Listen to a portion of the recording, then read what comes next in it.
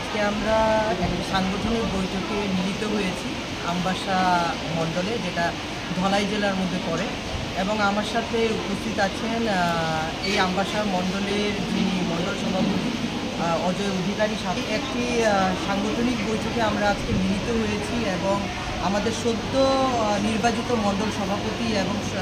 সদ্য নির্বাচিত আমাদের যিনি জেলা সভাপতি ওদের নেতৃত্বে এবং যে ভারী মাত্রায় আপনারা এই সাংগঠনিক বৈঠকে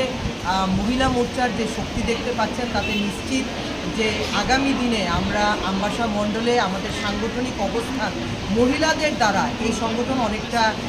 এগিয়ে যাবে এবং নিশ্চয়ই ভারতীয় জনতা পার্টির এবং আমাদের মাননীয় প্রধানমন্ত্রী নরেন্দ্র মোদীজি যে বিচারধারা এবং চিন্তাভাবনা, যে সবকা সাথ সবকা বিকাশ এবং অন্তোদয় ব্যক্তি পর্যন্ত পৌঁছানো, সাথে মহিলাদের যে একটা কর্মযোগ্য, মহিলাদের জন্য উনি যে উচ্চ মাত্রায় যে ধরনের সুবিধা বা অন্তোদয় ব্যক্তি পর্যন্ত যে ধরনের সুবিধা প্লাস মহিলাদের সশক্তি করার জন্য এবং মহিলাদের এম্পাওয়ার করার জন্য ওনার যে বিচারধারা, সেই সবটাই নিয়ে কিন্তু আজকে আমরা দেখতে পাচ্ছি ভারতবর্ষ কিন্তু একটা অন্য একটা খুব কনস্ট্রাকটিভ ভারতবর্ষ কিন্তু রূপায়িত হয়েছে। এবং সেই সাথে আমাদের ত্রিপুরা রাজ্যে যে সরকার এই 2018 থেকে চলছে, সেখানে দেখেছি আমরা মহিলারা কত বেশি সেফ সিকিউর এই সরকারের আমলে, এবং কিভাবে বাড়িতে বসে বিভিন্ন ধরনের সুযোগ সুবিধা, একদম উজ্জ্বলা গ্যাস যোজনা থেকে শুরু করে প্রধানমন্ত্রী আবাস যোজনা থেকে শুরু করে চাকরির অফারগুলো পর্যন্ত নির্দ্বিধায় কোনো পার্টির বিবেচনা না করে যেভাবে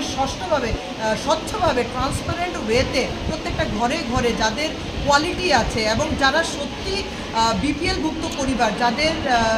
যাদের পাওয়া দরকার,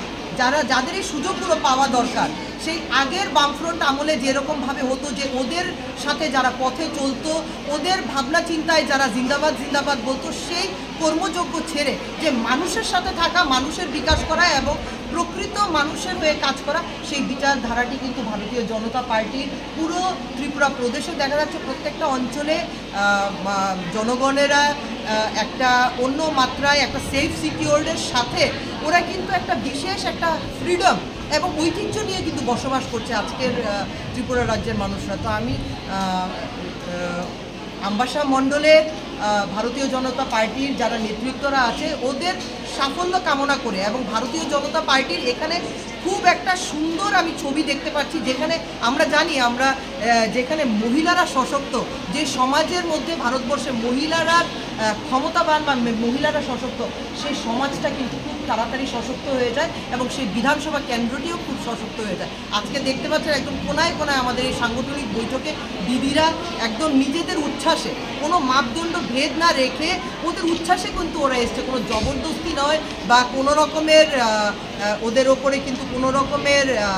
প্রেশার রেখে নয়, যারা আসছে মানে খুব ইন্ডিপেন্ডেন্টলি এবং খুব নিজের ইচ্ছা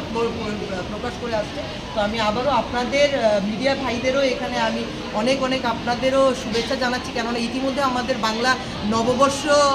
আমরা পেরিয়ে এসেছি। তো এই বছরটা আপনাদেরও খুব সফল হোক এবং আপনাদের দ্বারা ত্রিপুরা রাজ্যের জনগণ সঠিক খবরটা যেন পায় এবং সঠিক যেটা আপনারা করে আসছেন, এবং আগামী দিনও আমি জানি যে আপনাদের মাধ্যমে ত্রিপুরা রাজ্যের প্রত্যেকটি মানুষ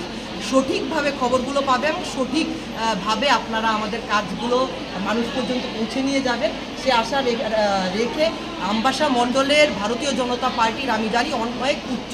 শিখরে পৌঁছবে, কেননা যারা দুজন নেতৃত্ব আমাদের সাথে আছে, দিদিরাও আমাদের সাথে আছে, দেখা যাচ্ছে ওদের দ্বারা ভারতীয় জনতা পার্টির ধ্বজ কিন্তু আগামী দিনে আমরা আমবাসা মণ্ডলে খুব সুন্দর এবং ভালো দেখছি, সুস্পষ্ট দেখছি। তো সবাইকে অনেক ধন্যবাদ বলে আপনাদেরও ধন্যবাদ রেখে এখানে